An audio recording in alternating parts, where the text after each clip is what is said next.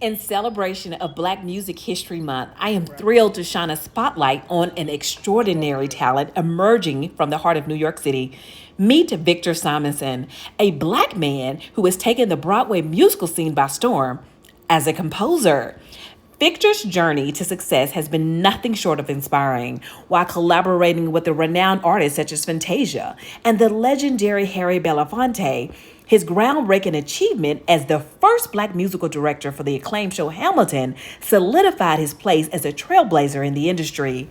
Take a walk with us as we journey through his background and, while attending an HBCU, played a pivotal role in shaping Victor's perspective of celebrating Black music, his heritage, and identity. How did they get you at Howard? Well, they offered me a full 4-year scholarship, but let me tell you what's real talk. I get to Howard, first semester, I'm practicing 3 hours a day, and everybody used to see me. They would come up to me, "Why are you here?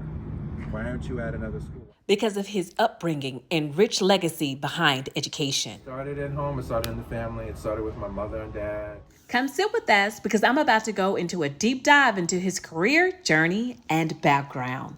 Your work. You're a Black male, and you're a musical director on Broadway, you're touring. Tell me, where did your love for music start? Exposing me to classical music. My mom used to play Tchaikovsky. I remember there's a picture of me when I'm 2 years old holding this record of Tchaikovsky, and I know how much classical music meant to me.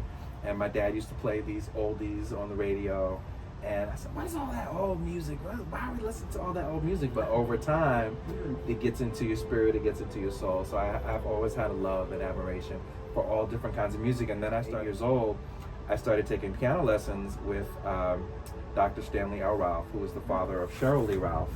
Wow, Yeah, okay. my exposure to great music, especially embracing the idea that music has a very universal appeal. That was where I really started to develop that understanding that music could be in musical theater. I started doing musical theater shows, and that foundation was in high school, but it was really birthed in the church. So I was grateful to be exposed at a young age to such a wide variety of music.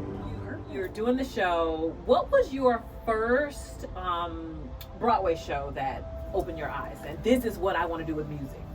It was in high school. We did Brigadoon, we did Guys and Dolls, and I played in the pit at that time. So I'm really doing now what I was doing in high school.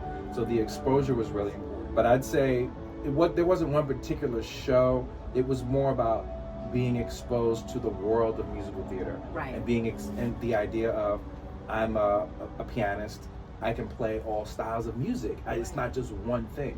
So I think that really, really set the bar high for me in terms of wanting to actually pursue this. And knowing I loved it, I knew that I loved the piano. In fact, my mom wanted me to be a brain surgeon, a lawyer, and a minister all combined in one.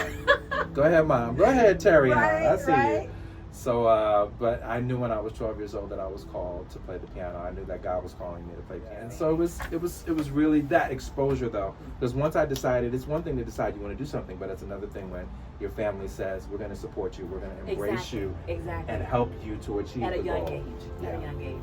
So you told me you fell in love in high school and you went on to college. So tell me about that college experience. I think we talked about it earlier. HBCU. So let's talk about it. HBCU here. Yeah. So interesting story, because I'm fair skinned, because I loved classical music. Yes.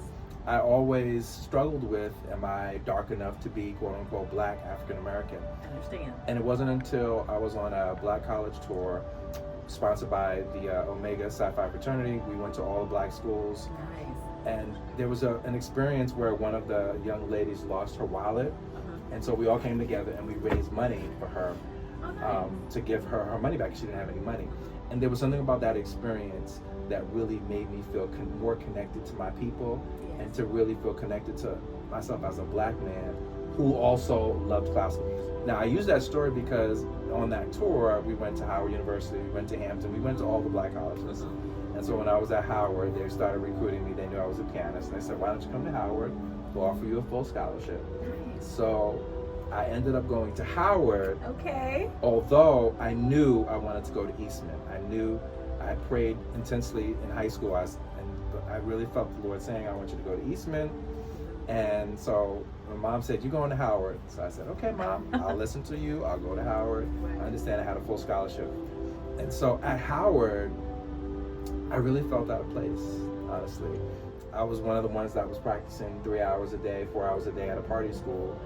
And you know, Howard Black School, Yes. we love to party. I know. We love to get down. I've been there. It's a culture shock for me as Yeah. well, so I understand.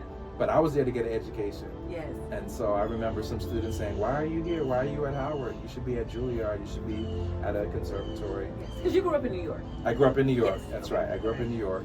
And so I ended up leaving Howard and going to Eastman School of Music. And that's where I finished up my musical training.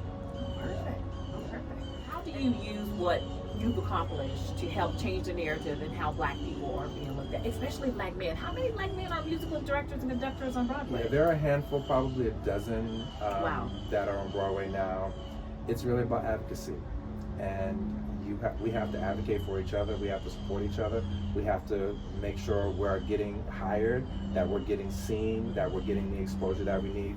So how I got this position, I'll back up a few years to Hamilton. Okay. Now, Hamilton had been on Broadway since 2016, and they had never had a Black music director to conduct the show. Interesting. A music that's predicated on our music, music that's predicated on hip hop, and for whatever reason, maybe they didn't seek it out or whatever the case may be. Right.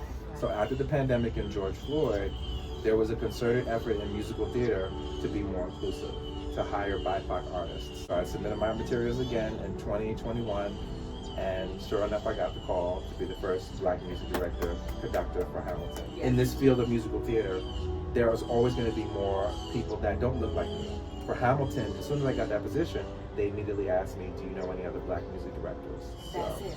That's and, the yeah. key. I love about you. I Yeah. mean, ever since I met you, I met him years ago in LA. You were doing the Yeah, Color Purple. that's right, And that's so he this is a great man. This is a working Bless man you, right bless here. you. And Thank so you giving back, that's what I want to focus on. I mean, tell me a testimony where you can share with someone to inspire them. I'll share one as a conductor, what it means for me to do the show. I can testify that my piano teachers are with me, my mentors are with me. When I conduct this show, it's a very spiritual experience. It's a form of worship for me, with me to connect with God, to connect with Grady Fuller, who paid for my first 2 years of piano lessons. I wouldn't be a pianist if it wasn't for Grady Fuller. I'm a Memorial Presbyterian child, was a single mother.